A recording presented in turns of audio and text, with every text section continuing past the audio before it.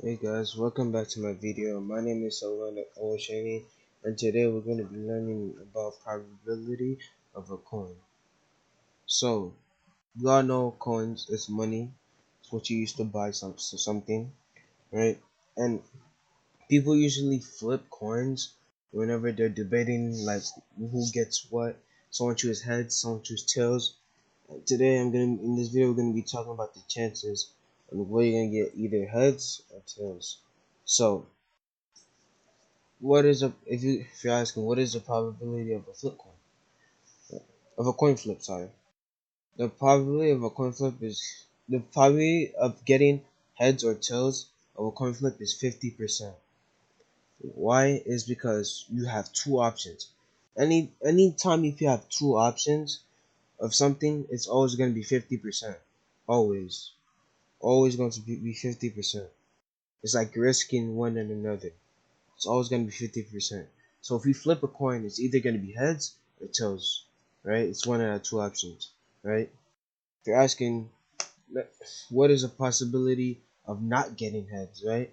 There's only one out of four, but so you have four options. You have literally four options on what you're going to get. This is debating what you're going to get right here. This is debating on what you're going to get. You can either get heads on heads, heads on tails, tails on heads, or tails and tails. As you can see, three of them have heads and three of them have tails, right? So the possibility of not getting heads is one out of four. As you can see, it's H stands for heads and T stands for tails. If you guys were wondering, by the way. So if H stands for heads, as you can see, only one of the section has no heads. It's just tails on tails. That's when you flip the coin twice. If you flip the coin twice, that's literally the only option. It's one out of four of not getting heads. So let's say where's the possibility of not getting tails? Like I said earlier, it's one out of four. You only have three options for heads, and you only have three options for tails. And it's out of four, by the way. You only have three options, right? So as you can see, it's 50%. You either getting heads or 50% either getting tails. So you guys are wondering, like, if you guys are probably confused on what's going on in this chart right here. So this is one. This is when you're flipping a coin, right? When you flip a coin, you're either gonna get heads or tails, right? That's when you flip it once. When you flip it twice, you're either gonna get heads or tails. The first try and the second try, you're gonna get heads or tails. So in that case, if you flip it twice, you're gonna get one out of four options. Well, if you flip it once, you're only gonna get one out of two, which is half. So it's right here. It's gonna be 50%, like I talked about earlier. 50% of first toss. If you flip it twice, you're gonna get 25%. Why? Because one out of four is equivalent to 25%. So you guys can see, I'm gonna break it down. Uh, I'm gonna break it down like this. So we all know overall something is 100%. If this is 25%, this is 25%, this is 25%, and also this is 25%. This equals 50. This is basically the graph, right?